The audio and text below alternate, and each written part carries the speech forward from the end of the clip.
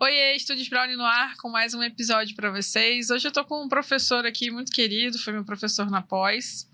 O nome dele é Paulo Marcos de Mendonça Lima. Ele é fotógrafo, curador, editor, professor e produtor cultural.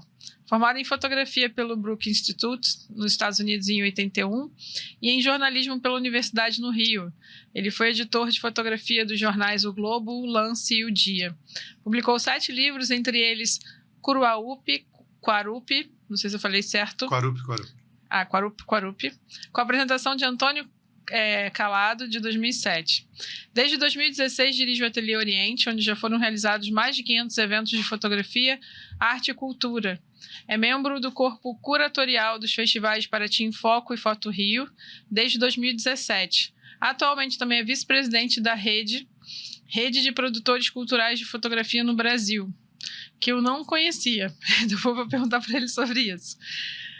Professor Paulo Marcos, muito obrigada por aceitar o convite. Estou muito honrada de te receber aqui. Olha, queria te falar uma coisa. Eu que te agradeço muito. E hoje, esse dia que a gente está gravando, é um dia depois do dia do professor.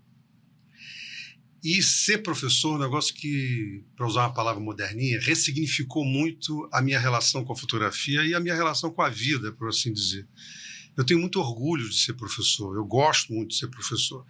E aquele clichê, né, que a gente ouve tanto, a gente aprende muito ensinando, é muito verdadeiro. É por isso que ele é um clichê, porque ele é verdadeiro, né? Então eu me sinto, assim, de uma certa forma, homenageando tantos professores que eu tive e continuo tendo da fotografia, da arte, na cultura, a gente gravando isso aqui um dia depois do dia dos professores. De novo, obrigado. Muito bom estar aqui. Verdade, eu nem tinha pensado nisso, mas é maravilhoso, né? Porque você é um professor que a gente gostava de assistir muito na pós, porque a gente aprendia sem sofrimento. Porque você... Sem dor. Porque você é divertido. E aí acho que o estudo flui mais fácil, sabe? Uhum. Tinha alguns professores que eram mais sérios, né? Mas não desmerecendo eles. Mas nomes, Ana. Não darei nomes. Não darei nomes. Não darei nomes. Pode ficar tranquilo disso. Mas tem outros. Posso dar os nomes dos que eu gosto. Que aí a gente faz a seleção. Ah, boa. Por exclusão. Por exclusão. Por exemplo, o Joaquim Marçal, que é querido, assim. Ele esteve aqui com a gente, e aí ele falou do processo do roubo das fotos lá da Biblioteca Nacional. E aí ele citou um documentário, eu fui assistindo aquele documentário até hoje, eu fiquei impactada com aquele documentário, assim, maravilhoso. Então ele era um professor também que... Documentário sobre o roubo? Sobre o roubo. Nunca vi esse documentário. Tá no Globoplay. Olha, vou ver. Interessante. Muito interessante. Porque eu até pesquisei depois se eu achava o jornalista que fez o documentário, que eu queria entrevistar ele, mas ele é difícil de achar na internet. Quem é? Você lembra? Não lembro o nome dele, mas já fiz até episódio falando sobre ele aqui, porque era um documentário que você ficava o tempo todo se questionando se ele botava de um jeito que às vezes você fala, poxa, mas também o cara não estava de todo errado, sabe? Uhum. Óbvio que é errado o que ele fez de roubar uma obra de arte, várias obras, né? Porque ele não roubou só... coleção, né? Não roubou só fotografia, ele roubou muita coisa. Uhum. Revista, muita coisa, assim, em vários lugares, não só na Biblioteca Nacional. Mas ele, nesse documentário, o diretor do documentário, ele aponta essa pessoa que teria roubado? Essa pessoa é entrevistada. Olha, e é comprovadamente a pessoa que roubou. Comprovadamente a pessoa que roubou. E aí mostra também um pouco da nossa realidade de que só o cara que efetivamente roubou é que foi preso, porque a outra rede... Porque tem uma rede. Ele vendia isso na Praça 15. Algumas fotos foram recuperadas junto com a Polícia Federal em instituições bancárias, né? Apareceu em jornais, o documentário mostra as matérias dos jornais, e só ele que ficou preso sempre, né? Uhum. Tinha os colecionadores também que não puderam nem ser citados no documentário, mas que estão aí até hoje. Aliás, o presidente da Biblioteca Nacional naquela época era um colecionador. Eu não sei se ele foi envolvido nessa história, mas... Na época foi ventilado que ele teria alguma coisa a ver com isso, mas parece que foi inocentado de alguma forma. Não sei, mas eu queria ver esse documentário. Bom, e é um episódio muito, assim, emblemático da fotografia brasileira, sabe? Como é que alguém consegue roubar um negócio da Biblioteca Nacional, que é uma das bibliotecas mais importantes do mundo? É dos poucos lugares, das poucas eu acho que é a única biblioteca, tem mais 2 ou 3 bibliotecas no mundo, se tiverem, que tem 2 exemplares da edição original de Camões, Lusíadas. É um negócio assim, é um negócio importante, a biblioteca é muito importante. E eu imaginaria que muito vigiada, né? Como é que o cara vai lá e rouba? Como é que consegue roubar essas coisas todas? Né? Então... Não é assim, não é um caderninho que ele levou, entendeu? Exatamente. Eles mostraram isso lá no... Tem os vídeos, né? Algum vídeo da biblioteca onde ele aparece, assim. Mas não mostra o momento que ele está roubando, mas mostra ele na biblioteca. Ele se apresentava como estudante de biblioteconomia e aí ele ficava dias, horas dentro das instituições, né, com a desculpa de que estava fazendo uma pesquisa, né? E isso acabou espirrando no Joaquim, né?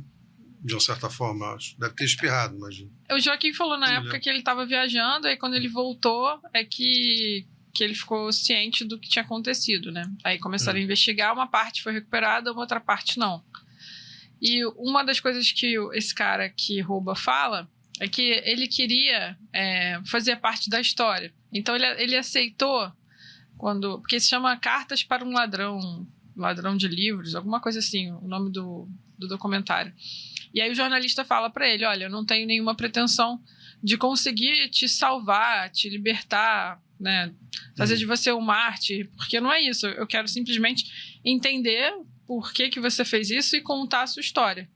E aí ele aceitou porque ele falava que ele queria ser alguém reconhecido no meio, né? Simplesmente por isso que ele aceitou contar. E aí ele contou como é que ele fazia. Ele falou que ele era fã da... Como é que é o nome? Daquela... Acho que isso não... Aquela personagem brasileira que usava aquelas frutas na cabeça. Carmen Miranda. Ele era fã da Carmen Miranda. E aí começou assim, ele foi num museu onde tinha uma revista super famosa, número 1, que tinha a Carmen Miranda na capa. E ela ficava numa bancada assim, exposta, sem nenhuma proteção de vidro, sem nada. Sem nenhum guarda, sem nenhuma segurança, sem câmera, sem nada. Ele olhou e falou, nossa... É assim, ninguém dá valor. Aí ele pegou a revista e botou na mochila. E saiu de lá sem ninguém perceber. E aí, a partir daí, ele começou... Viu que era fácil. E começou a roubar todas as coisas que tinham a ver com a Carmen Miranda. E aí ele foi entendendo que existia muita história, muito valor, muita coisa importante nos museus e que as pessoas não davam valor. Mas que os colecionadores davam valor. Davam muito, claro. E aí ele fala assim, no final, uma hora volta para a população. Porque ele falava assim, eu vou vender para um cara que já tem uns 70 anos, daqui a uns 10 anos ele morre, e aí a família não dá valor àquilo ali, devolve aquilo tudo ali, doa aquilo tudo ali para uma instituição. Então ele falava isso, eu falava, cara, realmente é isso, né? Os brasileiros não dão muito valor para essas coisas. Para a cultura, para a arte, né? Em geral, a gente vê um desmoronamento, às vezes, da cultura. Agora está melhorou um pouco. Ali perto da Biblioteca Nacional, aliás, atrás da Biblioteca Nacional, acabaram de reinaugurar o Palácio Gustavo Capanema, que talvez seja a construção modernista, da arquitetura modernista mais vistosa do mundo. É uma coisa assim, de uma importância muito grande.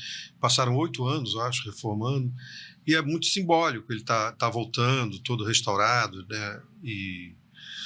Mas, enfim, a cultura e a arte e a fotografia não fica atrás nisso. Sempre teve muitos percalços, né? Porque os poderosos, endinheirados e tal, não veem a cultura e a arte como um patrimônio mesmo, né? E não só um patrimônio, como um investimento. Né? Volta e meia a gente ouve falar, não sei quem mama vive de Lei Rouanet, né? As pessoas têm uma ignorância muito grande no negócio da Lei Rouanet, né? É uma coisa mínima, de 2% ou 3% do imposto devido de uma empresa que ela canaliza para um projeto cultural ou artístico. Não é o governo que paga, entendeu? É o governo que deixa de arrecadar aquela coisinha mínima. E cada real investido em cultura volta 60 centavos de real. Então, é o melhor investimento que existe. É melhor do que se botar no overnight. Bom, não existe mais overnight, mas é uma coisa... Né? Como investimento é bom para o país. Né? Então, por isso que eu acho muito simbólico essa história, assim, desse cara ter conseguido roubar tanta coisa durante tanto tempo de uma forma tão fácil. Verdade. Você, como professor e produtor cultural e envolvido em vários eventos de fotografia grandes e que já tem muitos anos, né? Você acha que sempre foi difícil ou que a cada ano vai ficando mais difícil conseguir realizar? Sabe que eu sou meio ciclotímico em relação a esse assunto, porque às vezes eu acho que está ficando mais fácil, e às vezes eu acho que está ficando muito mais difícil. Né? E eu acho que depende muito da época e depende muito do governo, infelizmente, porque deveria ser política de Estado, não política de governo. Né? Então, no governo federal anterior, né, a esse atual, a cultura foi muito vilipendiada, foi muito desprestigiada, acabou o Ministério da Cultura e tal. E aí isso tudo é como se fosse são canais comunicantes que descem de cima da pirâmide e vão contaminando todo o resto da cadeia produtiva cultural e artística brasileira. Né?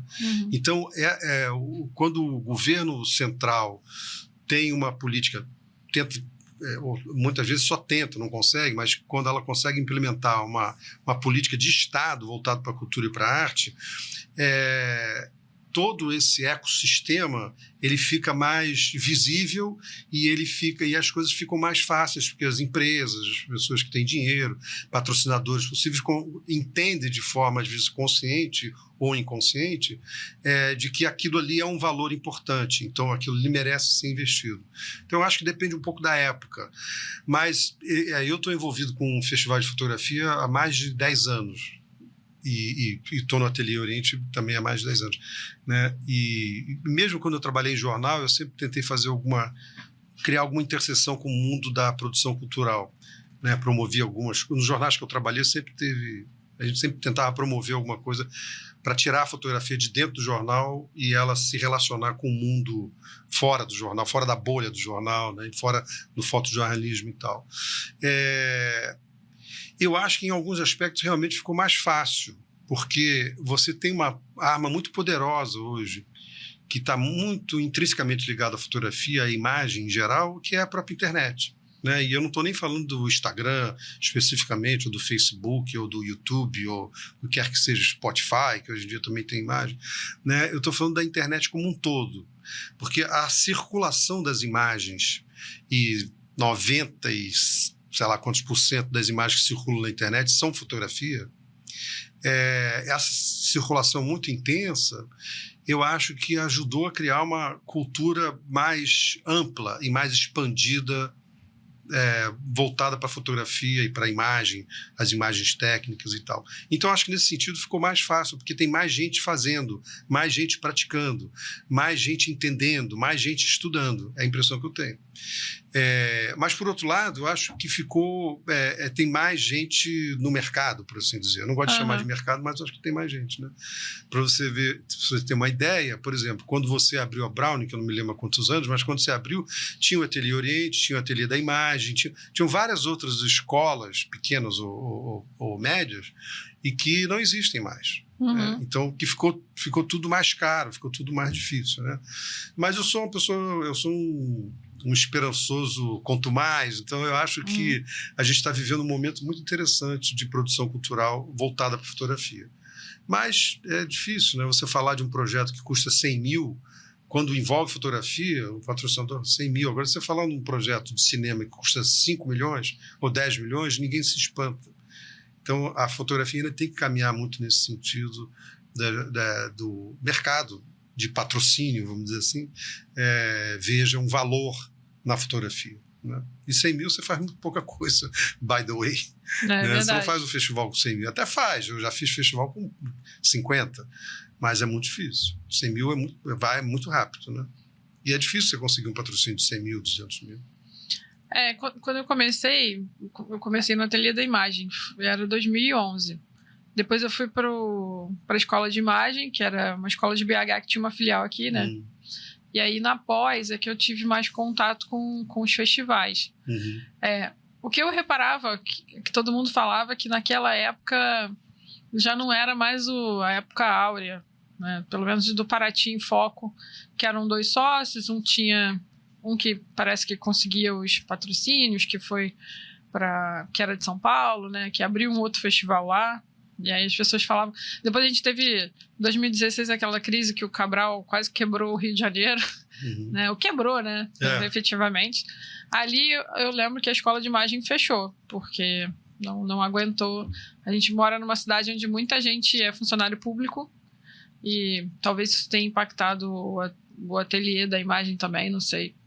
Ele fechou mais ou menos por aí, 2017, 2016, o ateliê da imagem. Que foi quando a gente desceu de Santa Teresa para Glória. Acho que foi 2016. Ele fechou logo depois. 2017, por aí.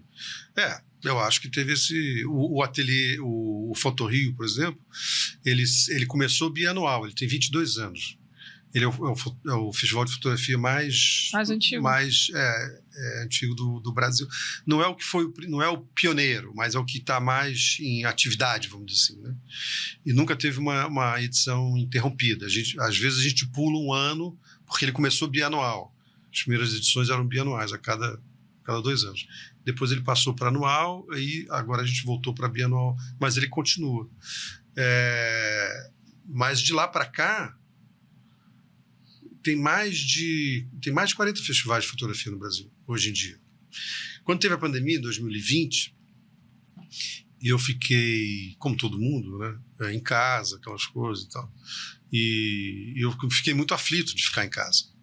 Porque eu e minha mulher em São Paulo, eu estava indo para Tiradentes, para ir para o festival, aí fechou tudo, não podia sair de casa, aí ficávamos eu e minha mulher, minha enteada, que estava morando com a gente na época, já uma mulher, e ela pediu para o namorado dela ir também morar com a gente. Então eu conheci o namorado dela o dia que ele foi morar comigo.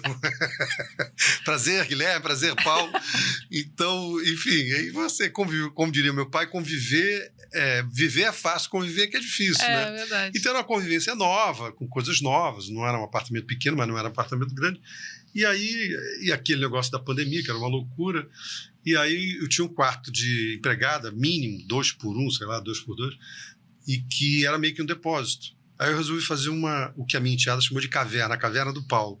Aí eu fiz uma caverna lá e comecei a fazer entrevistas. E aí fiz uma série de entrevistas com os 20 principais ou mais importantes ou mais antigos festivais de fotografia do Brasil. E naquela época eu mapeei 39 festivais em 2020. Eram 37, na verdade. Eu entrevistei 20. E, aliás, está no YouTube. Se quem quiser ver, é fácil de achar. Está no YouTube da Ateliê Oriente. Foi uma das coisas que me salvaram, foi que eu fiz essas entrevistas, fiz 20 entrevistas, sei lá, em 3 meses, e fazia toda segunda, quarta e sexta, eu fazia uma live no Instagram com uma pessoa diferente. Então, em um ano, eu fiz 20 entrevistas e fiz 150 lives, né, em um ano. Então, é uma coisa meio de maluquice, né, meio assim, doido, né? E, então, eu devo isso ao namorado da minha enteada, que foi morar comigo. Claro que é uma brincadeira com o Gui, que é uma ótima figura e tal. Mas eu acabei Sobreviveu o Gui. Eu sobrevivi ao Gui. E ele sobreviveu a mim também, né? Claro, lógico. Eu sou muito mais velho, devo ter muito mais manias do que ele e tal. Mas isso para dizer que naquela época eu tomei um susto quando eu vi a quantidade de festivais que já existiam. Isso só fez crescer. E tem festivais que duram pouco tempo, mas a maioria continua. O que demonstra que existe uma demanda para isso, né? Agora vai começar chama Quixas, não sei se você já ouviu falar, que é um festival, eu acho que está na 4ª ou 5ª edição, feito por um cara chamado Beto Skeff. Ele é de Quixeramobim, e Quixeramobim é ao lado de Quixadá. Isso fica uns 300 quilômetros de Fortaleza, eu acho. Ele mora em Fortaleza, mas ele é de uma dessas 2 cidades. Então ele fez um festival lá no sertão cearense, eu acho que chama assim essa região, e é um festival interessantíssimo. E ele leva pessoas do Brasil inteiro, um festival pequeno, modesto e tal, mas muito, muito interessante, né? Então esse é um bom exemplo. E você deu um exemplo antes de a gente gravar, de Campos de Goytacazes, que tem o Lampião, não sei o que é Lampião, né? Conferência Lampião. Conferência Lampião, que é um nome maravilhoso, né? E tem um que chama Pequeno Encontro de Fotografia de Olinda, que também é uma coisa linda, assim, literalmente, que é uma cidade maravilhosa e tal. Então tem várias iniciativas assim que apareceram nos últimos 10 anos. E um dos responsáveis por aparecer esses festivais é o Paraty em Foco. Mais do que o Fotorrio. Porque o Fotorrio, ele sempre é o Fotorrio, é no Rio de Janeiro, é uma cidade grande. Então, no Paraty em Foco, ele nasceu por causa da Flip. Ele é uma consequência da Flip, ele é inspirado na Flip. Evidentemente que ele nunca chegou a ser do tamanho da Flip. Flip é uma coisa enorme, não sei se já foi, mas ocupa aquela cidade de um jeito, e em Paraty em Foco você já foi algumas vezes. Mas ele nasceu com esse formato, e esse formato ele foi replicado em vários lugares no Brasil. Em Amparo, em Olinda, em Quixeramobim, né? Fortaleza já é uma outra situação, mas o Rio de Janeiro nunca inspirou outros festivais, porque o Rio de Janeiro, o Festival do Rio, né, o Foto Rio, ele foi inspirado no festival que tem em Paris há muitos anos, há mais de 40 anos, que é o Mois de la Photo, o mês da fotografia, que também não é exatamente um festival, é um evento, porque ele acontece durante um mês de agosto, em vários lugares, né?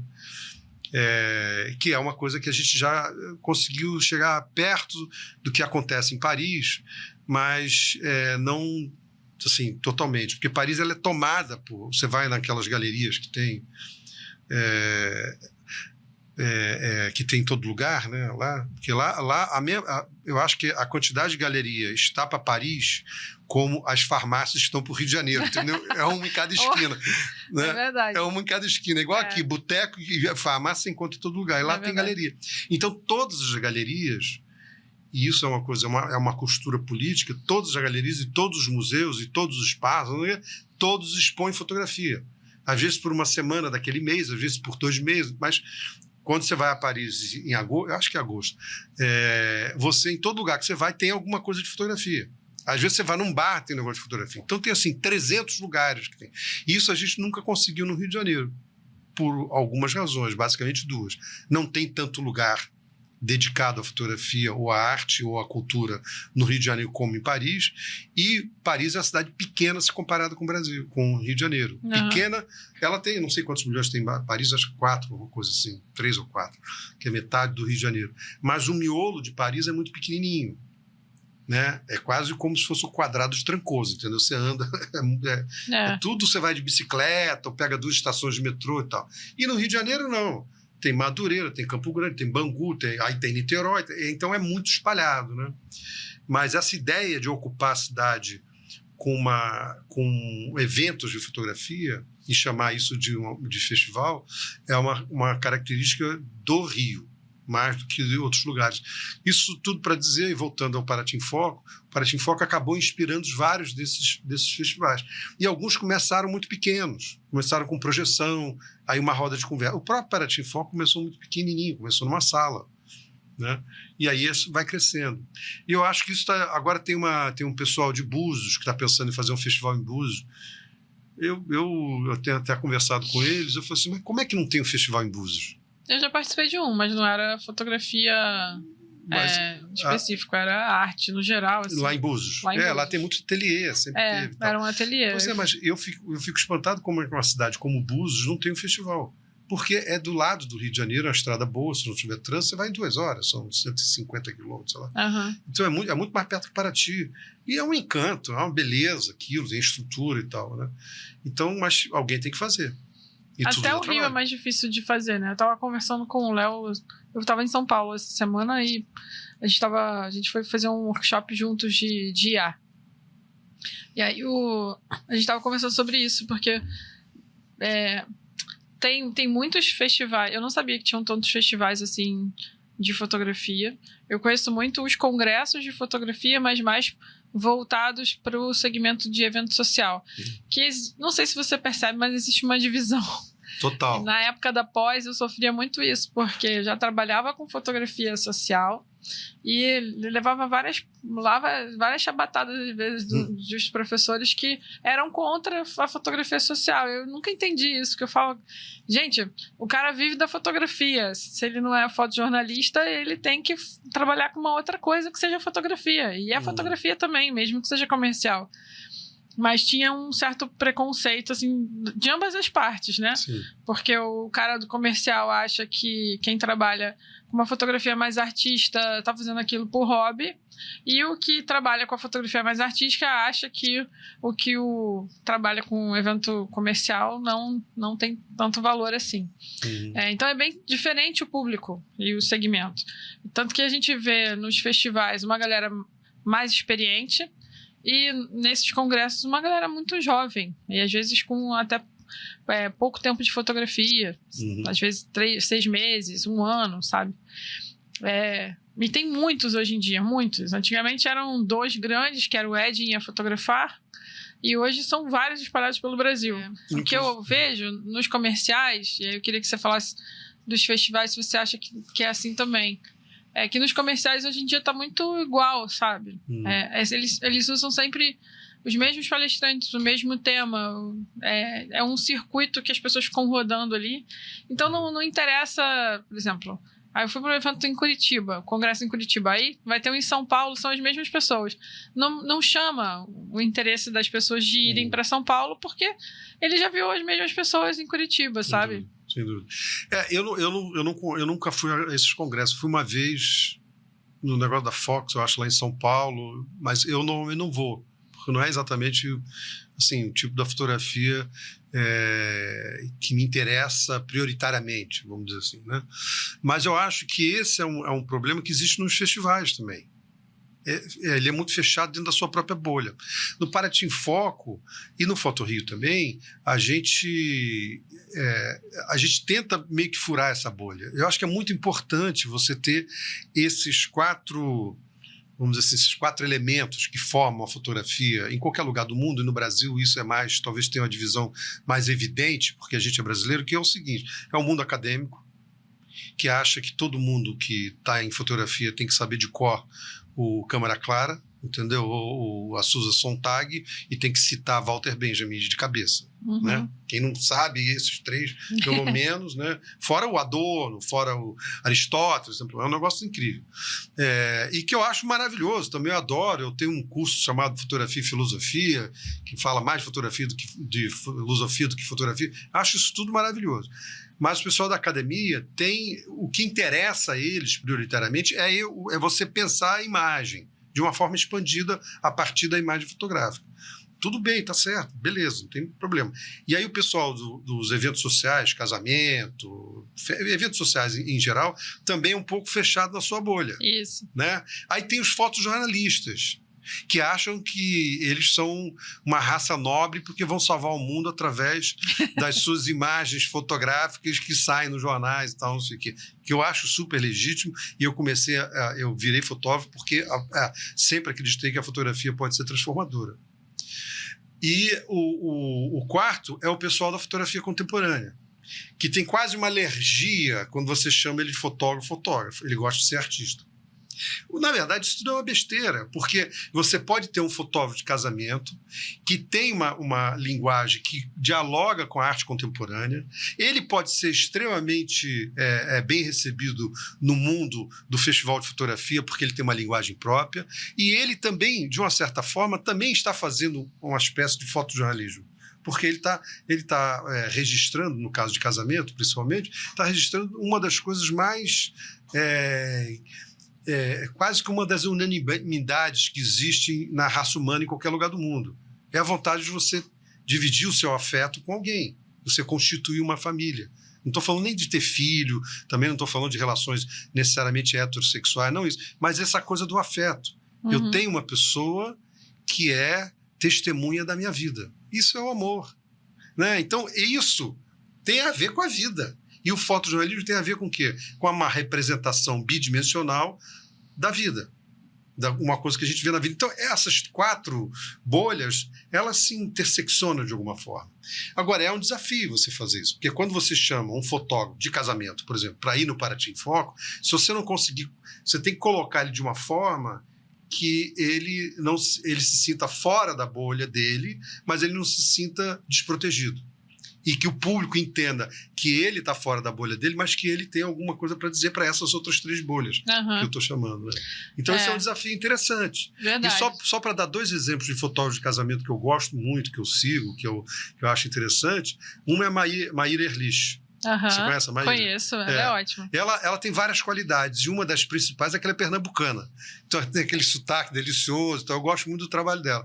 E o outro é um cara de Niterói, que é o Klaus Anke, não sei se você conhece, que também faz preto e branco. Tal. Eu gosto muito do trabalho.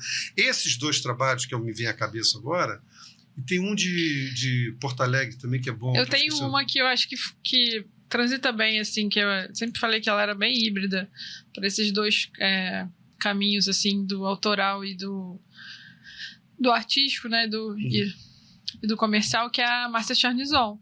Ah, sim, claro. Não, ela é apresentada como uma artista contemporânea hoje em dia. E ela faz casamento também. Faz uns casamentos carésimos em São Paulo. Ela paga os boletos com casamento. E com retratos também que ela faz. Eu fiz uma exposição dela em Tiradentes, daquela série vermelha dela. Isso. Que é lindo aquilo. Como é que é o nome daquilo? Não lembro. Mas ela tem um trabalho, assim, espetacular. Gente, como é que eu esqueci o nome daquilo? Eu encontro com ela muito em São Paulo. Ela e uma outra mineira, porque ela é mineira. Ela é mineira, de BH. E eu acho que ela tem um apartamento em São Paulo, ela vai muito em São Paulo. Ela faz muito casamento em São Paulo. Então é isso. Ela é muito amiga da Juliana Sicoli, que é uma outra fotógrafa de Belo Horizonte. A gente fez a exposição das 2. Ah, legal. Em Tiradentes, o ateliê, né? E é ótimo, bem lembrado. Eu até esqueço que ela faz casamento. Eu até esqueço totalmente, porque ele é tão arte contemporânea, faz umas coisas muito, assim, muito próprias. A questão dela é a mulher, né? A feminilidade, o feminino. Tal. Eu gosto muito dela. E fora que é uma pessoa super, hiper agradável, assim, boa de conversar e tal. E esse é um bom exemplo. É uma pessoa que é da arte contemporânea, totalmente da arte contemporânea. Ela podia estar na Bienal. Se bobear, ela está na Bienal de Arte de São Paulo e paga os boletos para fazer um casamento. Ela e a Maíra, que são as pessoas que eu vi que conseguiram fazer esse caminho, assim, de uma forma... Mas é difícil, né, de conseguir. É muito difícil. Mas é engraçado a gente falar das 2, porque a Márcia, ela realmente é uma coisa da fotografia muito contemporânea, como, né, a fotografia expandida, como algumas pessoas chamam, né? E a Maíra, ela é o negócio do casamento e ela optou... Quer dizer, o que ela quer fazer e que ela faz mais. Eu não sei nem se ela continua fazendo casamento. Eu sei que ela dá muita palestra. Eu acho que ela está no fotojornalismo. Isso que eu ia falar. A fotografia documental, fotojornalismo. Ela andou participando, eu acho que alguma coisa da National Geographic recentemente. Isso. Eu acho que ela também foi mentorada pela Seven, que é aquela agência fundada pelo James Netcher. Enfim, então são 2 exemplos diferentes, que furaram a bolha da fotografia de casamento, vamos dizer assim, e foram para outras bolhas diferentes. Né? Uma menina... Então não tem uma lógica, não tem uma... Ainda bem que não tem um padrão, né? Tem uma menina muito boa também, a Luísa... esqueci o sobrenome dela, que ela fez várias capas, né, de revista com o iPhone 7. Não, maravilhosa. Luísa Dor. Lá de São Paulo. Ela tem um trabalho sobre o Senado brasileiro que é incrível, os detalhes dos retratos. Ela fez um trabalho que eu uso às vezes nas minhas aulas, que ela fotografou mulheres que se prostituíam e que vieram para o Rio de Janeiro por causa da... Eu sempre confundo a Olimpíada com a Copa, eu acho que foi a Olimpíada de 2014. E ela não mostrava o rosto dessas pessoas, um trabalho lindo, lindo. Ela fez 25 capas da Time com o iPhone 4. Não era o 7? Achava que era o 7. Acho que era o 4. Bom, não sei, eu não conheço, eu nunca tive iPhone. É um trabalho incrível. Então eu não sei, mas eu sei que não era esse iPhone que fala 7 línguas, que faz café, expresso. Exatamente. Esse aí que tem 15S, 15 não sei o que. Tem até medo no negócio dele.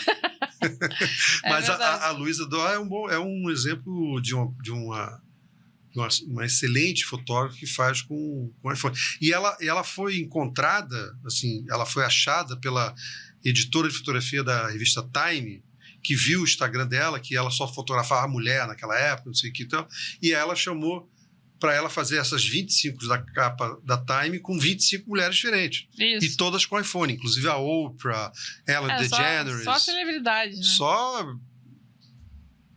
Só top. E são lindas as fotos, são muito bonitas. Sim. E são singelas, no sentido que isso é outra coisa também de estar falando da bolha. Tem muito fotógrafo e fotógrafa que tem meio que uma tara assim, por equipamento, né? Gosta de ter muito equipamento, muita luz e tal.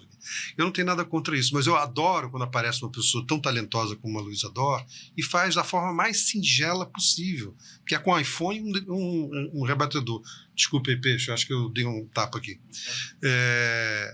E isso é muito interessante porque faz a gente pensar na fotografia, na essência da fotografia, né? O que é a fotografia? A fotografia é um registro feito por algum tipo de aparelho óptico, que geralmente tem alguma coisa óptica, né? Mesmo que seja uma câmera obscura, tem uma coisa óptica, literalmente, né? Porque mesmo que a luz passe por um buraco, aquilo é um efeito óptico.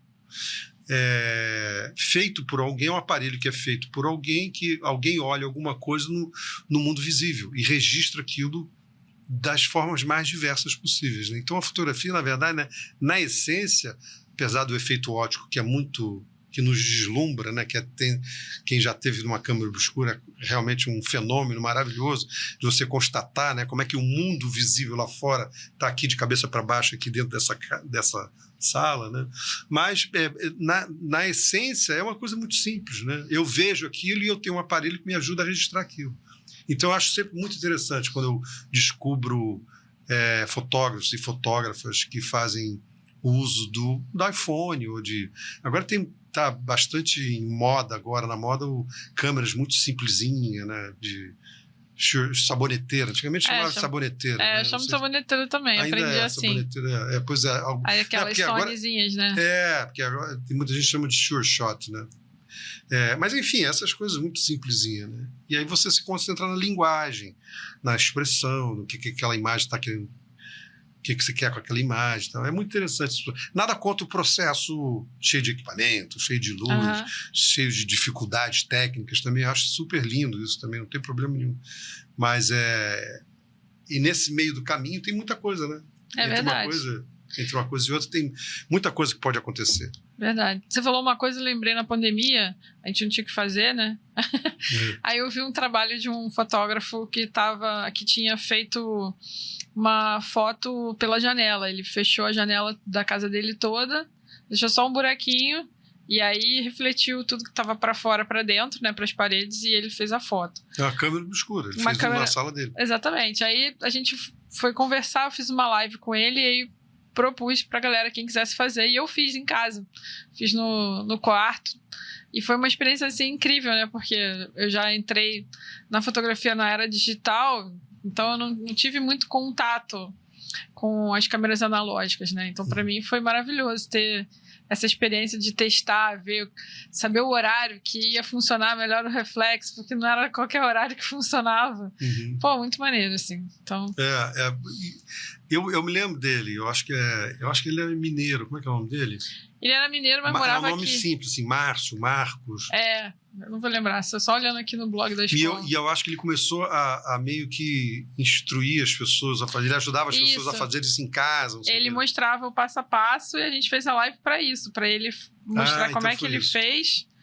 E ele era mineiro, mas morava aqui no Rio. Morava no Rio, exatamente. Ele deu aula no Ateliê Oriente. Ele é muito bom, aquele menino. Depois eu não sei para onde que ele foi, porque eu perdi o contato, acabou a pandemia, né? A gente... E muito organizado, né? Muito. Trabalho impecável, assim, não só do autoral, né? Como do comercial. Ele deu aula de edição, alguma coisa, não estou conseguindo lembrar. Eu me lembro dele bem, assim, daqui a pouco eu me lembro o nome. Ele era ótimo, ele era ótimo professor. Daqui a pouco eu acho aqui. Mas eu vou colocar referência aqui no vídeo para quem quiser assistir a gente depois. Ele merece. Se puder, bota da Maíra também, da Márcia. Vou botar, eu boto de todo mundo que a gente fala aqui. Fica todas as referências lá. Ótimo. Para o pessoal pesquisar. Deixa eu falar uma coisa. Você falou que você começou já na fotografia digital, né?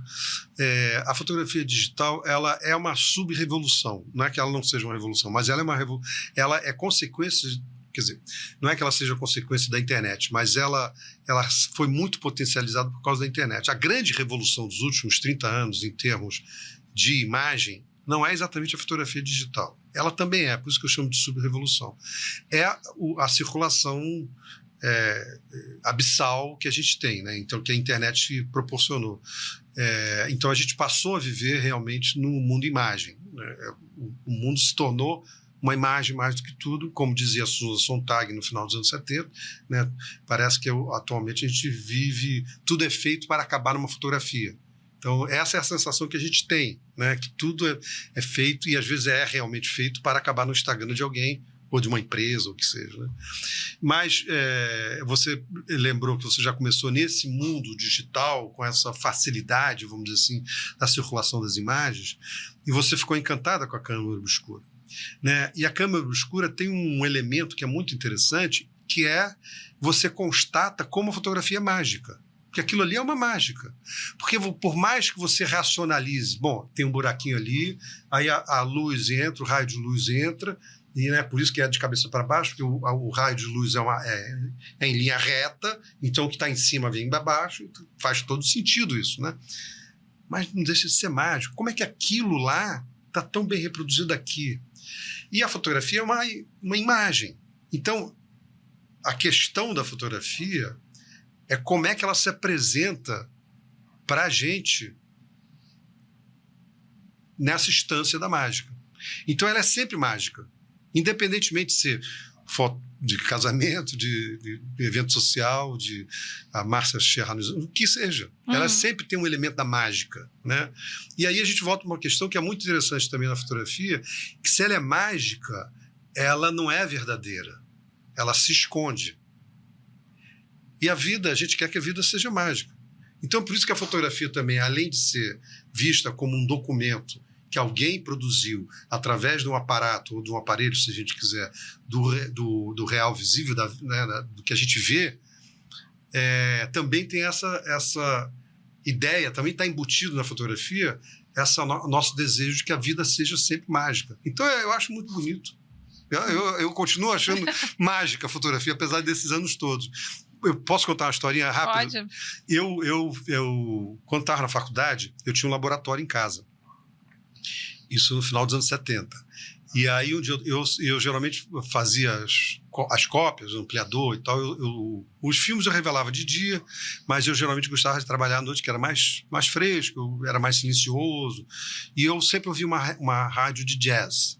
Mesma rádio, sabe? Ficava lá, ficava horas. O negócio laboratório é um negócio inebriante, né? Você vai passar, as horas vão passando, quando você vê, né? 5 horas passar. E eu tô lá no laboratório um dia, tô lá fazendo, tal, não sei o quê.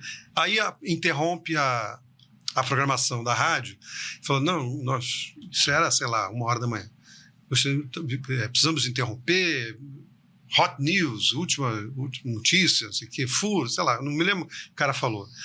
Acabou de morrer o Papa. Morreu o Papa, João Paulo I, não sei o quê, João Paulo I, não, Papa, já não me lembro qual que era. Morreu o Papa, não sei o quê, aquela comoção toda, né? 47 dias depois eu estava no mesmo laboratório, na mesma hora, ouvindo a mesma coisa de jazz, na mesma rádio de jazz. Aí era a mesma voz. Aí o cara interrompe a programação. Gostaríamos de interromper a nossa programação porque acabou de morrer o Papa. Porque realmente aconteceu isso. Entre o Papa João Paulo I e João Paulo II foram 47 dias, né? Aí quando o cara falou, eu falei assim, cara, eu acho que eu tenho que parar de trabalhar no laboratório de madrugada porque eu tô ouvindo a mesma notícia. Eu achei que era um delírio meu, era uma mágica, né? Assim, não, realmente era o Papa. Então, quando alguém fala de laboratório, eu sempre me lembro dessa história, como é que, né? Em algum momento ali eu achei que eu estava ficando meio doido. Muito bom. E a outra coisa que me lembrou quando você estava falando sobre esse assunto foi do Antônio Neto, que ele tem feito um trabalho impecável com fotografia analógica, fotografou o Salgado, fotografou o Bob sim, agora no Paraty, né? No Paraty em Foco. Queria muito entrevistá-lo, mas ele já tinha voltado para Londrina. Ele é de Londrina? Ele é de Olha, Londrina. que interessante ele ser de Londrina. Olha, eu não sabia. Vou ver se na próxima que ele vier para Paraty, já falei para ele, ano que vem, quando você vier, vamos combinar. Quem sabe a gente consegue trazer ele para Foto Rio no ano que vem. É uma boa ideia. E ele faz com 4x5, né? Eu me lembro dele fazer lá em Paraty. Ele vende equipamento analógico também. Mas ele faz 4x5 com chapa, né? Isso, com chapa. Eu vi lá. Ficou muito bonito. É lindo, né? Muito bonito mesmo. Ele fez o Bob, que você falou, o Bob Wolfson. Ele fez o Bob Wolfson agora, recente, e ano passado ele fez o Salgado. Você teve no Paraty em Foco esse ano? Não tive. Eu não me lembro de ter visto. Eu fui no workshop do Bob e tô tentando trazê-lo aqui. Vamos ver se consigo. Ele ama o Rio, ele volta e meia tá aqui. Ele falou, ele é um querido, né? Eu adorei o workshop dele, foi incrível. Ele é ótimo. Ele foi lançado esses dias agora, um curso dele na Folha. Na Folha, eu tô assistindo, bem legal. Muito interessante, muito interessante. Eu tive com ele em Paraty. A gente fez uma homenagem ao Antônio Guerreiro. Ele falou no workshop. Não, workshop não. A gente fez uma homenagem a ele no primeiro dia do festival. No workshop dele. No workshop, ele falou do Antônio. Ele falou que ia participar do Paraty em Foco. Do Paraty em Foco para uma homenagem ao Antônio Guerreiro. Aí a gente fez uma conversa, eu, ele e a viúva do Antônio. Eu era muito amigo do Antônio, assim, fui meio que assistente do Antônio no final dos anos 80, começo dos 90. E quando o Antônio morreu, eu entrevistei o Bob. Fiz uma live com o Bob para o Foto Rio, acho, se não me engano. Aí isso ficou na cabeça dele e quando o Mecarelli convidou ele, foi uma conversa ótima, foi uma homenagem bonita. E para minha surpresa, e para dele também, tinha bastante gente, porque geralmente quarta-feira não tem muita gente, não tem muito público, né? Quando abre o festival, né? As pessoas geralmente chegam sexta-feira, sabe? Mas tinha bastante gente, foi legal. E no final, no domingo de manhã, que também tinha bastante gente, teve uma homenagem ao Salgado e ao Evandro. Que a última vez que se encontraram foi justamente no Paraty em Foco do ano passado. Né? Foi. Que foi bastante emocionante aquilo, né? O Salgado tinha verve, tinha capacidade de falar, né? E o Evandro era o Evandro, né? Um caso único. Não, o Evandro era maravilhoso. Achava bonitinho ele nas feiras. Tinha um clube de fotografia que era ali na Praça 15. E aí teve uma vez que ele veio aqui, né? Aí a gente gravou, ele tava para lançar ele tinha lançado o livro do 1973, tá até aqui. 1968. Não, 73. Do Chile. O do Chile, sim, lógico. Exposição do IMS. Meu marido é chileno, né? Então, Vocês falam espanhol ou português? Ele fala português, ele foi alfabetizado aqui. Aí ele veio pra cá por causa da ditadura, né? O pai dele veio pra cá por causa disso. Não a nossa, a deles. A deles, E aí... Esse livro é incrível. Esse livro é incrível. E quando o Evandro lançou, eu chamei ele pra vir aqui pra falar. E em seguida, depois ele ia ter a exposição aqui no CCBB, né?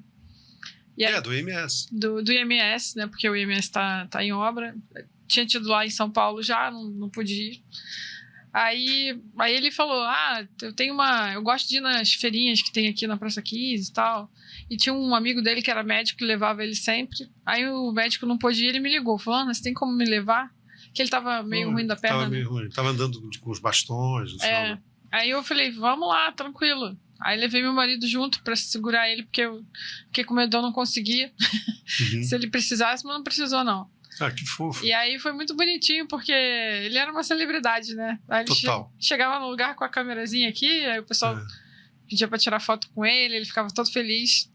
Aí eu lembro que a filha dele falou assim, mas ele tem que estar de volta 1 hora que a gente vai almoçar, a gente combinou de almoçar. Aí eu falei, tá bom. Aí levei ele lá, e eu só de olho no relógio, né? Aí quando deu meio-dia, eu falei, Evandro, a gente tem que voltar, né? Só falei pra tua filha que eu ia te trazer de volta. Ele falou, não, Ana, eu queria ir lá no Museu do Mar, porque vai rolar uma exposição. Tava tendo uma exposição do IMS lá também. Não era dele.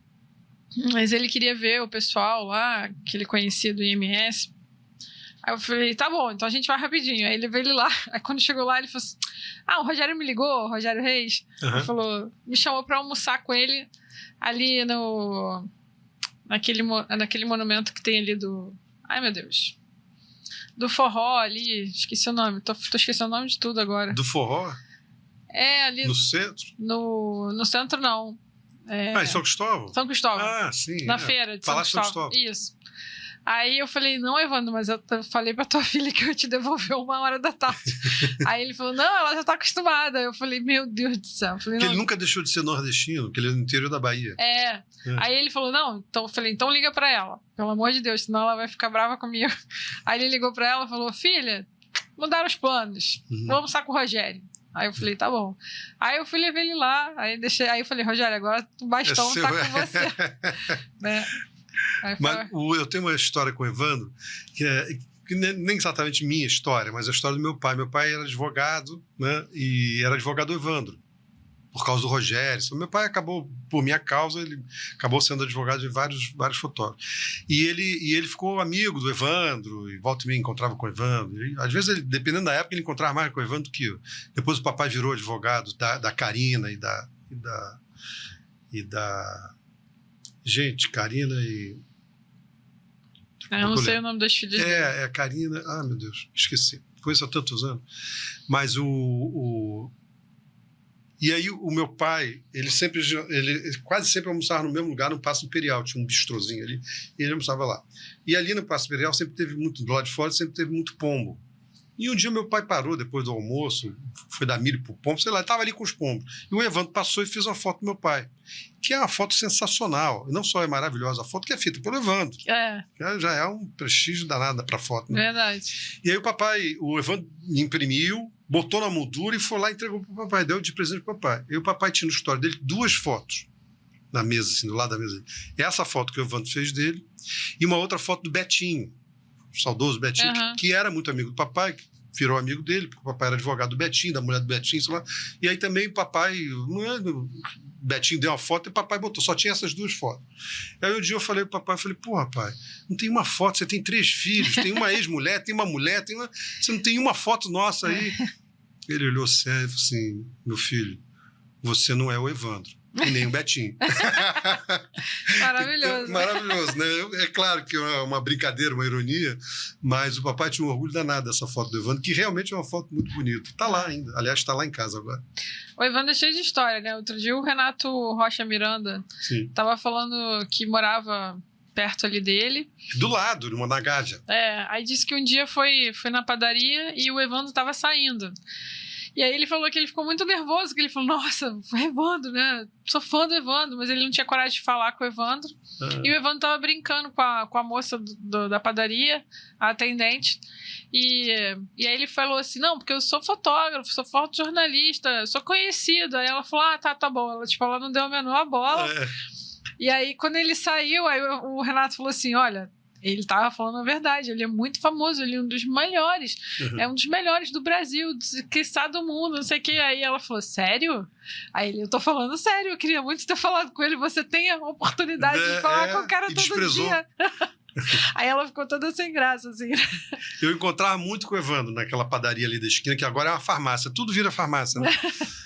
Virou uma farmácia, é uma padaria boa e tal, porque a minha atual mulher, com quem eu acabei casando, ela morou ali um tempo. E era uma fase de muita mudança na minha vida e tal, e eu ficava muito, muito ali. Era no prédio, praticamente do lado do prédio do Evandro e do lado do prédio do Renato. E eu, quase toda vez que eu ia na padaria, eu encontrava o Evandro e encontrava o Moraes Moreira, que eu acho que se conheciam na padaria, porque se falava ali e tal. E o Evandro falava com todo mundo, né? Inclusive com a atendente. Falava com geral. Falava com geral.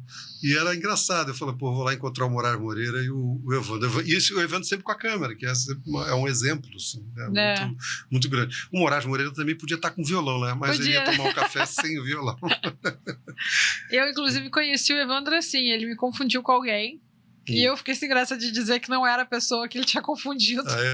E aí eu fui seguindo a história, né? Eu fui no Museu do Mar com uma amiga para ver uma exposição dele de fotos do JB.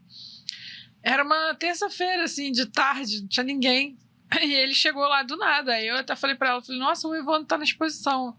E aí ele viu a gente, aí deu tchauzinho, a gente deu tchau também. Eu achei que ele tava cumprimentando, assim, pra educação. Daqui a pouco ele chega e fala, e aí, menina, como é que você tá? Quanto tempo que eu não te vejo?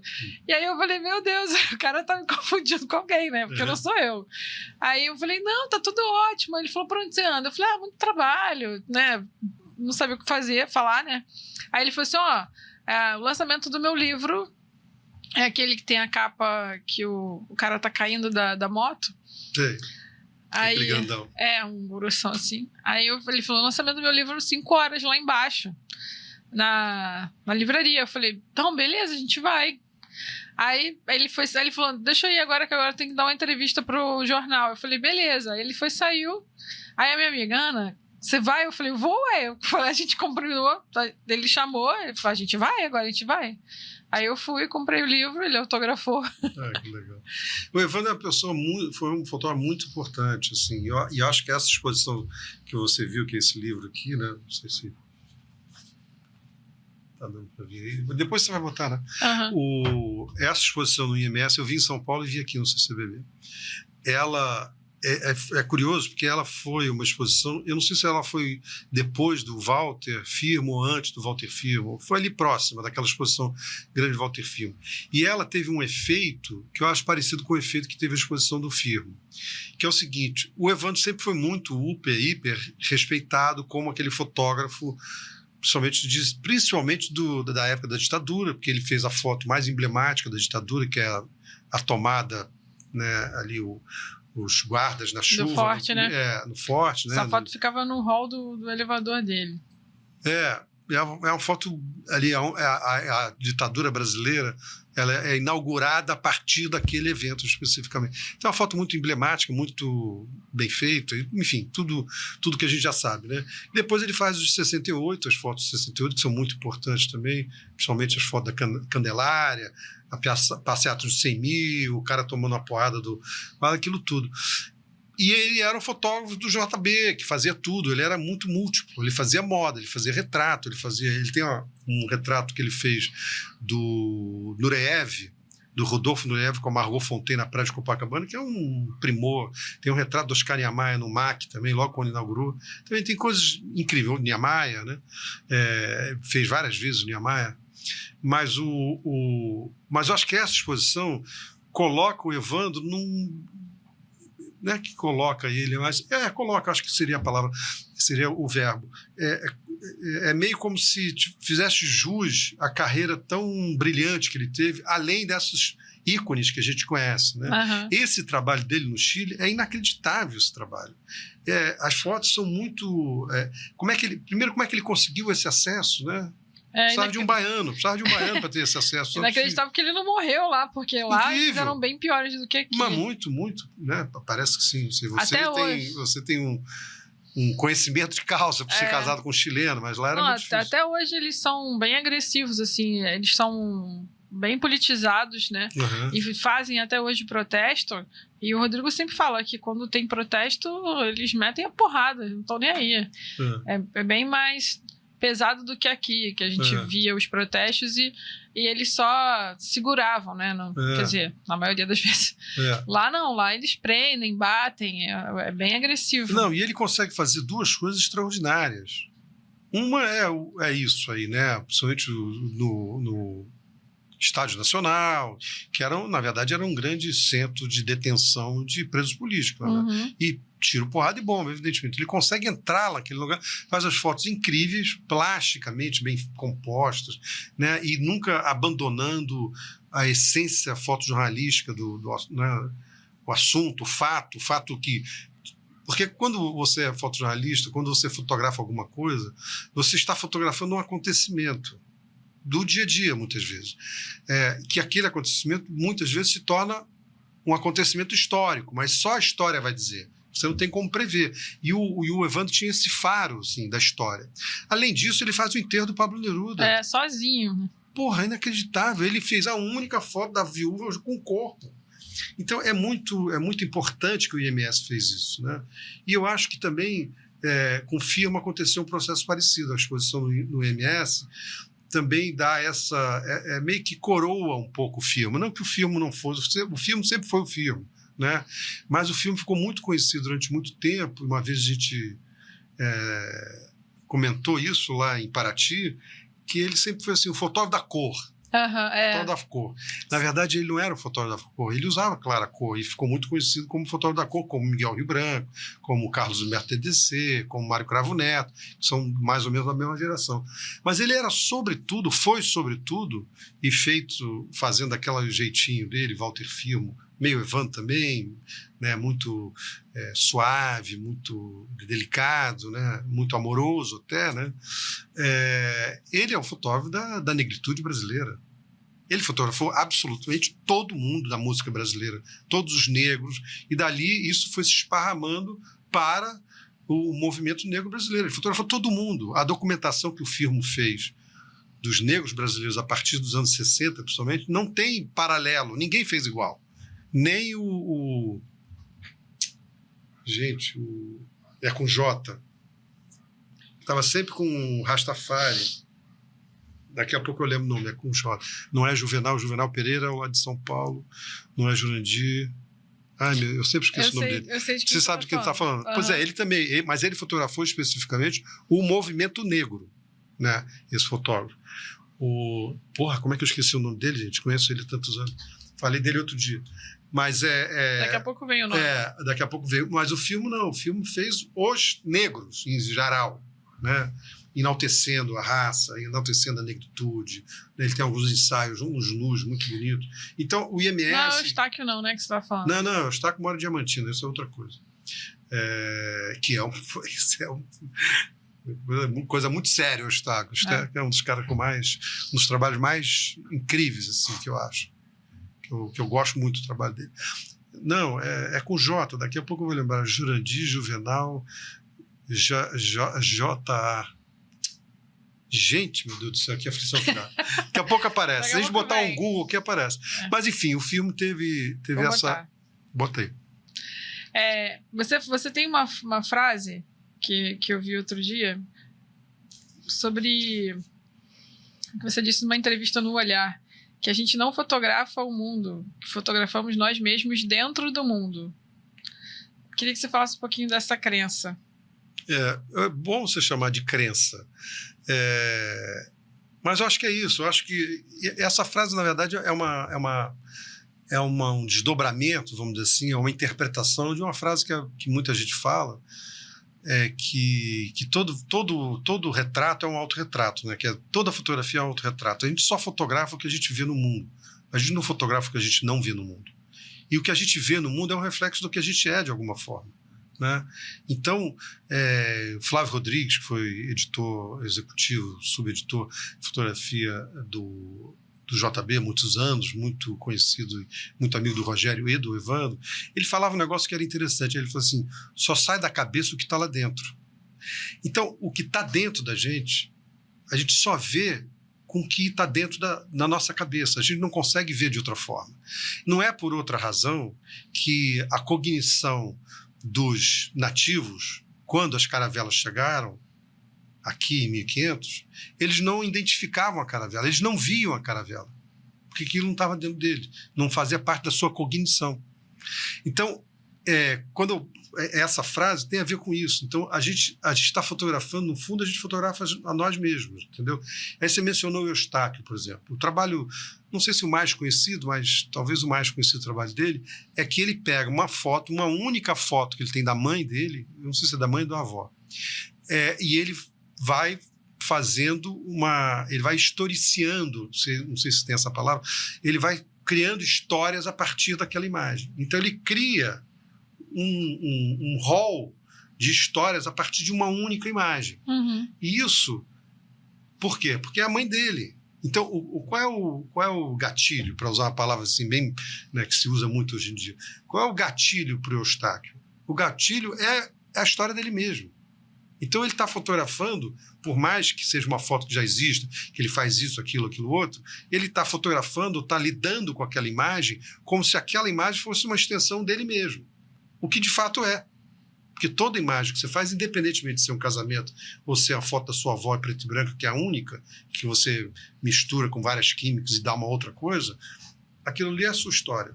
Então a gente, na verdade, fotografa a gente mesmo o tempo todo, eu acho. Eu acredito nisso também. Seria o Januário Garcia? Januário Garcia, Ana Campos. Pô, graças a Deus que eu estava aqui aflito. Perdi aqui alguns meses de vida. Então... Januário Garcia. O Januário Garcia é um fotógrafo importantíssimo que o IMS, inclusive, adquiriu o acervo dele. Ah, que legal. Vou pesquisar, não conheço o trabalho dele. É muito, muito interessante. Ele tem uma documentação do movimento negro, assim, todas as passeatas, todos os encontros, tal. Ele é uma figura muito, muito importante do movimento negro e é mais ou menos contemporâneo ao Zósimo Bulbo. O Zósimo Bulbo foi um ator, né, bastante conhecido, um negro alto, forte, ele fez cinema novo, fez muita coisa. E ele tem um sobrinho que é o Van Tuyn. Ah, o Van Tuyn. E agora acabou de abrir uma exposição dia 4 no IMS do Gordon Parks. Você conhece o Gordon Parks? Conheço. O Gordon Parks que... Tá onde a exposição? Tá no IMS. Ah, em São Paulo. Em São Paulo. E o Van Tuyn foi, porque o Van Tuyn fotografou, é a única pessoa que fotografou o Gordon Parks quando ele esteve no Brasil pela segunda vez. Que ele veio no finalzinho dos anos 59, por aí, e fez um ensaio que talvez seja mais conhecido dele, do Flávio, aquele garoto que morava na favela da Catacumba. E aí depois ele voltou anos depois, dos anos 80, e o Zósimo soube e chamou o Van Tuyn e falou, vamos lá encontrar com o Gordon Parks. Aí o Van Tuyn fez umas fotos, são as únicas fotos do Gordon Parks, acho que no Brasil, na praia de Ipanema. É muito legal, a história é muito boa. E o Van Tuyn se tornou um fotógrafo muito importante também dentro do movimento negro. O Zósimo era uma figura superlativa, junto com o Januário Garcia e o próprio Firmo mesmo, né? E o Januário, o Firmo, o Zósimo. O Van Tuyn teve aqui, ele tá fazendo um curso de fotografia estilo para cinema no ABC. É a especialidade dele. Que é a especialidade dele. Eu fiz o curso com ele, muito bom. Eu fiz estilo também 2 vezes, 2 filmes. Foi muito interessante. Estilo é legal, né? É muito legal. Cinema é fascinante. É mágico. Cinema é mágico. Ele acompanha a gente lá na parte prática, é muito bacana. Ele deu várias dicas legais, assim, foi muito bom. Eu fui parar no estilo de susto, assim. Mas foi legal. Só fiz 2 filmes do mesmo diretor. E nunca mais fiz isso. Tal. Mas às vezes me dá até saudade. Eu gostava muito do estilo. Apesar de demorar, sem esperar muito, não sei o que. Achava interessante. Eu tô cheio de história, né? Posso contar mais uma? Pode. Adoro história. Você falou que você foi deixar o Evandro no pavilhão de São Cristóvão, foi passar o bastão, foi passar o Evandro pro Rogério, né? Ou pra Karina. E que ligou pra Karina. Um desses filmes que eu fotografei, que eu fiz o estilo, foi filmado dentro do pavilhão, entre outros lugares, era um musical e se passava toda a noite, era tudo iluminado artificialmente e era um musical, não tinha fala, eram só pessoas que cantavam e tal. E o pavilhão de São Cristóvão, o teto tinha desabado, que aquele é um projeto, não é do Sérgio Magalhães, não, é um projeto do Sérgio Bernardes, acho que é do Sérgio Bernardes, é um projeto arquitetônico muito importante, modernista, super, hiper premiado, mas essas coisas que às vezes acontecem no Brasil, aquela merda veio abaixo do teto e ficou fechado um tempo. E aí a equipe a produtora, alugou o pavilhão de São Cristóvão, que era gigantesco, para filmar lá dentro, que tinha umas cenas que chovia. Então fez daquilo um grande estúdio. Aí lá é enorme. Enorme. E sem teto. Foi o primeiro estilo que eu fiz. Eu só fiz esse e mais um outro filme logo 2 anos depois e tal. E aí uma das pessoas que trabalhava, uma das atrizes, era a Elba Ramalho. E aí, aquele negócio de equipe de cinema, né? Todo mundo fica meio próximo, ali aqueles meses você cria uma família, às vezes você nunca mais vê, mas ali tem uma cumplicidade interessante, né? E uma delas era a Elba Ramalho. E tinha filmagem sábado. E aquela feira de São Cristóvão, que você deixou o Evandro, era do lado de fora do pavilhão de São Cristóvão. Por isso que se chamava Feira de São Cristóvão. Porque era não só em São Cristóvão, mas era no entorno do pavilhão. E aquilo começava no final da tarde de sábado e até domingo de manhã. E aquilo começou como uma feira livre. Mas depois, daqui a pouco apareceu um forró, apareceu uma barraca de bebida, foi virando a feira, que é o que se tornou a Feira de São Cristóvão que a gente conhece lá dentro. Aquele negócio tem muita bebida, tem muito restaurante, não sei o que. Mas você não compra um alface lá dentro. Mas antigamente era uma feira livre. Né? Ela não compra nada. Não compra nada. Mas era uma loucura a feira. Era muito, muito interessante. Porque era do lado de fora, tinha uma coisa mais livre. Bom, teve um dia, um sábado desse, sei lá, meia-noite, 1h da manhã, a Elba Ramalho resolveu dar uma volta na feira. Meu Deus! Aí ela falou, Paulo, você não quer ir? Me chamou porque eu estava ali do lado. Fomos eu, ela e, sei lá, mais 2 pessoas. Gente, eu me senti assim com a Lady Gaga, entendeu? Não tinha Lady Gaga na época, isso é 80 e poucos, né? Mais uma coisa, a Elba Ramalho na Feira de São Cristóvão, quer dizer, realmente um acontecimento assim, né? Eu nunca vi uma pessoa ser tão ovacionada, aplaudida, e as pessoas sabiam a música de cor, e ela dava uma palhinha aqui, aí fazia foto e tal. Foi assim uma coisa, talvez a coisa mais inesquecível desse estilo foi uma coisa que não tem estilo nenhum, que foi essa ir ver a Elba Ramalho passear na Feira de São Cristóvão. Dessa aula de estilo que eu achei mais legal foi que na cena eles tinham fotos. Então eu tive que fotografar os atores antes, aí eles mandaram imprimir as fotos para colocar também na cena. Achei assim incrível, porque é um pouco... Metalinguagem. Exatamente. E que a gente vê na TV direto, no cinema. A gente sempre vê fotografia em tudo quanto é lugar. Embora as pessoas não deem valor, né? Eu vejo muito vídeo onde tem sempre um fotógrafo e a pessoa pergunta, mas você ganha dinheiro com isso? Aí a pessoa diz que não. Ou então menospreza a fotografia. E a fotografia é tão presente na nossa vida. Na vida de todo mundo. Muita gente não tem essa consciência, mas está o tempo todo. Só dá valor depois, né? Depois que a pessoa morre. Exato. Como, não é exatamente isso que aconteceu, mas o trabalho do Eustáquio tem muito essa ideia, assim, de que, né, é um trabalho político também, como a Aline Mota também faz um trabalho muito político, nesse sentido de fazer, era muito raro uma família negra ter fotos, entendeu? Quando eram... Bom, no século XIX tinham muitas fotos de negros, mas eram negros como escravizados. Né? Não era foto do negro, era foto do negro inserido na família branca. Verdade. Coisa. Então, é interessante isso, como a gente... Imagina você não ter nenhuma foto dos seus pais ou suas quando você era criança. Tá? É uma coisa meio inimaginável, né? Você não consegue conceber isso, né? Também não precisa exagerar também, porque eu, por exemplo, meu filho, quando eu só tenho um filho, né? Tive filho já velho, quase 42 anos. Então, é aquela 200, tem uma parede cheia de fotos, de álbum, né? Ele não aguentava mais, até hoje ele tem horrores. Não, pai, foto não, pelo amor de Deus. Também não precisa ser assim, né? Mas documentar a vida é tão bonito isso. É verdade. Tem até um trabalho que era do IMS também, uma exposição do Chico Alckmin, que era um... incrível, Diamantina. Um fotógrafo mineiro, né? E ele tinha um estúdio e fotografava as pessoas que não tinham condição quando ele estava no seu tempo livre, né? Isso era bem legal também. E o trabalho dele é lindo. Ele morreu velhinho a beça, né? Eu cheguei a quase cruzar com ele. Ele morreu com 90 e poucos, eu acho, né? Eu vi a exposição dele muito bonita, essa exposição que você está falando. Eu vi também aqui no Rio. Foi muito bonita. Lá na Gávea, no IMS da Gávea. Antes da reforma. Aquela casa mais bonita do Rio. Acho que era coisa linda. Estão reformando agora, restaurando. Ô, Paulo, para a gente fechar aqui, queria que você falasse para a galera que tem vontade de participar de um festival, assim, com o seu olhar de curador, o que nunca entra, assim, que vocês já eliminam de cara. Eu lembro até de uma aula na pós do Joaquim mesmo, que ele participava do Conrado Wessel. Qual Joaquim? Joaquim Marçal.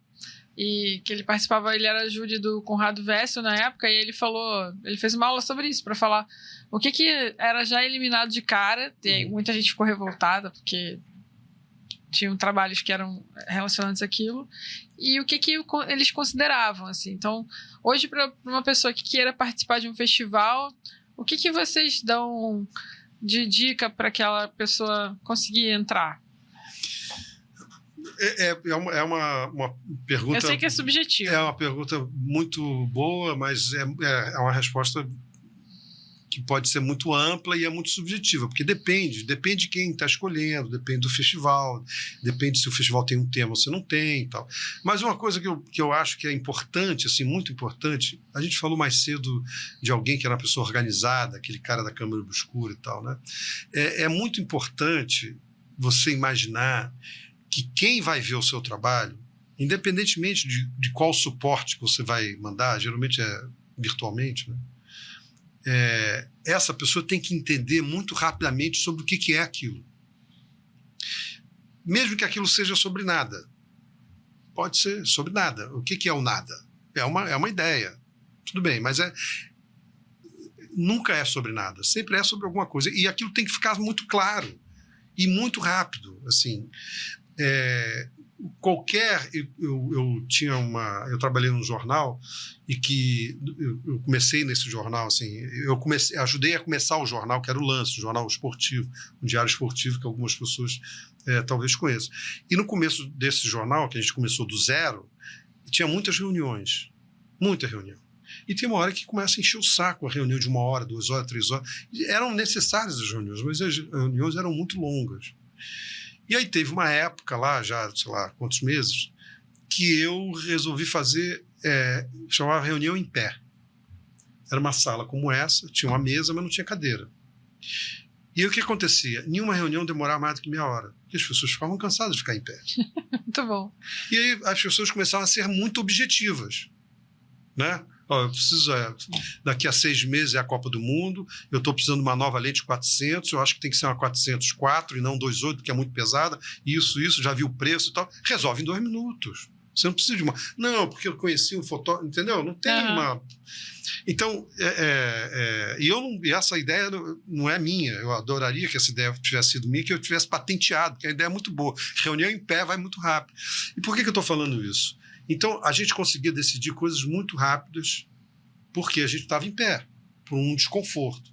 Então, não adianta botar um texto de 3.000 caracteres, entendeu? De 5.000 caracteres, dar milhões de voltas. Se você conseguir resolver em 15 linhas, resolve em 15 linhas. Explica o que é aquilo ali em 15 linhas. E toma cuidado como é que você sequencia aquilo. E, sobretudo, envie trabalhos que você acredita nele. Não acredita esteticamente, que você acredita no trabalho, que aquilo é um assunto importante, que aquilo é uma questão importante, que aquilo é importante para você, mas você quer dividir aquilo de alguma forma. É isso. E pense na fotografia da forma mais expandida que você puder. Porque hoje, cada vez mais, a fotografia, ela, muitas vezes... guarda uma leve lembrança assim, do que a gente conhece como fotografia clássica, né? Quantidade de trabalho, inclusive o Eustáquio, que a gente já falou várias vezes, né? Então, mal dá para chamar aquilo de fotografia muitas vezes. E está tudo certo. E os festivais querem ser surpreendidos, os curadores, a gente quer ser surpreendido, a gente quer uma coisa nova. E também uma coisa que é importante, eu já estou mais velho, não achar que a idade é um fator, sabe? Tem muita gente que se trava, sou muito novo, só comecei a fotografar há 1 ano. Ou ao contrário, eu já fotografo há 50 anos. Não, isso não tem realmente muita regra, sabe? Eu acho que a regra é essa, você conseguir fazer uma coisa... Porque você consegue explicar qualquer coisa em 15 linhas e você consegue passar qualquer ideia com 10, 15 fotos. Não precisa de 50. Isso é um erro que muita gente comete, que acha que mais é mais, não é. Menos é mais. Normalmente, menos é mais. E escrever pouco, concisamente, como você botar um ensaio redondinho com poucas fotos, estou dizendo até 15 no máximo, não, é um desafio grande. O Armando Nogueira, que era um grande jornalista, um gênio do jornalismo brasileiro, ele falava uma coisa que era muito interessante. Ele falava 2 coisas que eu gosto muito. Tinha, inclusive, na parede do Lance. Escrever é reescrever. E você pensar sobre alguma coisa que você está fazendo é repensar. Você escrever é reescrever. E a outra coisa é escrever é cortar palavras. Que é bonito, tem um duplo significado. Você corta a palavra porque você corta na carne, né? Quando você tem um texto, qual é a carne do texto? É a palavra. Então, quando você corta a palavra, tem uma coisa meio assim, de eliminar, né? Mas isso, você cortar as palavras no sentido do significado da palavra em si e do texto. Então, esse é um exercício muito bom, que eu acho que muitos fotógrafos e fotógrafas não dão atenção para isso. Muito bom. Ser uma coisa concisa, sabe? Que tenha força. O Léo está fazendo isso agora em relação à apresentação. Ele deu um treinamento para a gente ano passado, e aí ele lançou um desafio das palestras serem feitas em em 20 slides e cada slide tem 20 segundos. Então dá mais ou menos quase 7 minutos, assim, para a gente defender uma ideia, assim. E é um desafio. É um desafio. No início parece que você nunca vai conseguir, e depois você entende que 7 minutos é o suficiente para você passar um conteúdo. Mas é um exercício, como tudo. Você criar um novo hábito, antes dele virar hábito, ele é uma dor, muitas vezes, né? Até você criar esse hábito, depois ele vai em frente. Eu aprendi um negócio com um Goran, que ele diz que aprendeu com Monteiro Rousseau, que é um curador muito importante lá de Paris, que foi o cara que inventou o Moi de la Photo, que eu mencionei aqui mais cedo. E a gente fez isso agora, nas exposições do Fotorrio que estão no CCJF, que é você cortar. Igual o Armando Nogueira falou de cortar as palavras, você cortar a foto. Então é muito comum, o Goran faz isso quase toda exposição. E a gente fez isso em 2 exposições agora no CCJF. Lá tem 9 exposições no Fotorrio, no CCJF. Vai ficar até quando? Pessoal, 8 de novembro. Ah, show. Dá bastante tempo pra vocês irem assistir, hein, galera? E tem uma exposição do Ateliê Oriente, comemoração de 15 anos do Ateliê Oriente, que está no Centro Carioca de Fotografia, ali pertinho do Paço Imperial. Na Praça 15. Que fica até o dia 15 de novembro. E ali pertinho também tem um outro espaço lindo, chamado Casa Proeza, que tem uma exposição sobre as geografias do corpo, que são fotógrafos que fotografaram o corpo em diferentes épocas e diferentes formas no Rio de Janeiro. Então tem o Klausmann, que é um fotógrafo alemão, tem o Alain Gomes, são uns 5 ou 6 com a curadoria da Gabriela Toledo, que é muito legal, mas que é muito boa. Esse negócio de cortar é importante. Isso é um bom exercício, né? Você conseguir falar em 7 minutos, você conseguir... Às vezes é muito mais forte. Essa exposição que a gente cortou, eu e o Goran cortamos, acho que eram 22 fotos, a gente cortou 3 fotos, que é 15%. Parece que 15% é muito, né? Se eu falar para você que você vai ganhar 15% a mais do que você ganhava mês passado, é bom, né? É verdade. É um bom percentual. Mas fez todo sentido. Então, você cortar sem piedade, cortar no seu próprio trabalho, é isso mesmo. Você vai aprender, você vai depurando, menos é mais. Legal. E vocês pensam em colocar alguma coisa de IA para os próximos festivais? A gente não tem nada contra, né? A gente nem estimula nem rejeita. E a gente acha que é um caminho natural, que cada vez vai aparecer mais IA, né? A gente não faz convocatória, o Ateliê Oriente faz convocatória, mas o Fotorrio a gente não faz convocatória, ao contrário do Paraty em Foco, ao contrário do Foto em Pauta, ao contrário do Fast Foto Pô, ao contrário da Amparo, quase todos, mas o Fotorrio não faz. Talvez a gente devesse fazer. Mas a gente já fez a exposição no último, não desse ano, de 2023, do Fotorrio, que era toda feita em IA. Um trabalho muito bonito de um fotógrafo chamado Tiago. Ele não é aqui do Rio, ele é de Maricá, não sei, ele não é do Rio. Mas ele é um fotógrafo negro, um fotógrafo / artista negro, e ele usou a IA para fazer uma simulação, vamos dizer assim, e construir imagens como se fossem os escravizados que foram jogados ao mar quando fizeram a travessia da África para cá e morreram no caminho, que isso era uma coisa que acontecia muito e, evidentemente, os caras, os escravagistas, vamos dizer assim, né, os donos dos escravos, não iam ficar com as pessoas mortas, então eles jogavam no mar, que é um insulto assim, à religiosidade deles e tudo mais, fora a maluquice que é alguém escravizar alguém. Mas então ele teve essa ideia e ele faz esse mundo dessas pessoas que habitam. É um trabalho que, evidentemente, você vê que é IA, mas é muito bonito. E ele é bonito não só esteticamente, mas ele é bonito porque ele traz uma nova questão sobre isso. Eu nunca tinha pensado nisso, mas onde é que foram parar esses corpos? O que aconteceram com essas pessoas? O que aconteceu com elas? É muito interessante esse trabalho dele. Então a gente não tem nada contra, assim, mas eu acho que é um caminho natural. Isso vai se assentar, tem muita fotógrafa que está preocupado com a IA, que a IA vai tirar emprego de não sei o quê, que provavelmente vai mesmo, mas vai criar outros. E não só de fotógrafo, né? De tantas... De tudo, claro, de médico. Meu filho acabou de se formar em medicina, né? Infelizmente não consegui convencer ele a fazer geriatria. É a melhor profissão, né? Porra, eu falei, Pedro, faz geriatria, profissão do futuro. Garantida. Né? Já ia, poder me aproveitar um pouco. E aí ele tá no... Outro dia ele falou um negócio de vai fazer uma residência talvez não, vai fazer em cirurgia, e talvez neurocirurgia. Isso é bom também. Não, é bom meu filho não ter uso nenhum, né, Ana, para neurocirurgia. Geriatria, sim, né? Ortopedia, né? Uhum. Ou psiquiatria, não sei. Muito bom. Mas, enfim. Paulo, pra gente fechar aqui, a gente já tá chegando no final, infelizmente. Não vou ter que te chamar de novo, porque não deu pra Tá gente bom. conversar tudo. E tem muito assunto legal pra conversar com você. Queria que você deixasse um recado pro pessoal, pros fotógrafos, fotógrafas. E aí eu deixo aberto para você, se você quer chamar eles para conhecer o Ateliê Oriente, para conhecer uma exposição, para não desistir da fotografia. Enfim, eu acho que isso é bom. Eu acho que você acabou falando uma coisa interessante, assim, que é uma coisa que eu falaria. Para não desistir, sabe? Realmente é uma coisa meio clichê também, de uma certa forma, né? Mas e também acredita no que você está fazendo. É muito importante. A gente, nós, o mundo, a humanidade, precisa de fotografia. Né? Tá mais do que comprovado isso.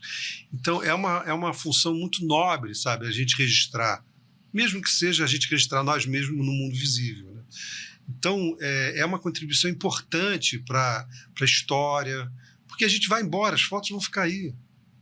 Meu pai morreu agora há pouco tempo, com 94 anos, né? Eu tenho milhões de lembranças do meu pai era um pai muito presente, mas e me encanta toda vez que eu entro na minha casa e tem uma foto dele com 9 anos de idade.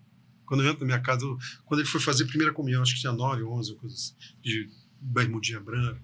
Então aquilo me encanta, me cria uma conexão ali com esse afeto tão profundo que é o afeto de um pai para um filho, de um filho para um pai, né? Então a fotografia tem essa mágica, né? Então a gente tem que acreditar muito e nessa mágica que é evidente, ela existe, ela está aí, a gente se encanta por ela, né? E eu acho, ao contrário de que muitos fotógrafos pensam e falam, né? Eu acho que a IA é uma coisa muito interessante. Ela pode estar trazendo novas ideias para a gente discutir essa coisa incrível e mágica que é a vida, né? E que, como diria Oscar Niemeyer, é um sopro. Então a gente tem que aproveitar e registrar. E não tem fórmula, ela não pensa em fórmula. Mas o Antônio Guerreiro, que era um cara muito interessante, muito amigo e muito afetuoso, amoroso, ele falava um negócio interessante. Ele falou assim: eu acho que é muito difícil você criar um estilo próprio quando você começa a fotografar. Aliás, eu acho que é muito difícil você se guiar por essa ideia de ter um estilo próprio. Ele vai acontecer naturalmente. Então vai imitando os outros fotógrafos, as referências que você tem, e aí daqui a pouco o seu estilo vai surgindo. E será que tem tanta importância assim, tem estilo? Também não sei se tem tanta importância. Porque tem foto boa e tem foto que não é boa. É mais ou menos isso, né? Então, eu acho que tem que perseguir essa ideia de que a fotografia ela está sempre nessa fronteira do mundo visível e da mágica que a gente atribui e vê e vivencia no mundo visível. Acho que eu acabei de falar uma opção de coisa. Amei, foi ótimo. Muito obrigada. Obrigado. Obrigada mesmo. Valeu. Gente, então a gente encerra aqui hoje com esse papo maravilhoso do Paulo. Queria agradecer a Betamax pelo apoio, pelo carinho aqui de sempre, e ao Camar Seguros, nosso patrocinador. Então, quero agradecer também aos membros do canal. A gente está com bastante inscritos e agora a gente tem membros, assinantes, que vão ter acesso a esse conteúdo antes dos inscritos, né? Então, se você tiver interesse em ver conteúdos exclusivos e também acessar os episódios antecipadamente, se inscreve, é baratinho. Um beijo e até a próxima.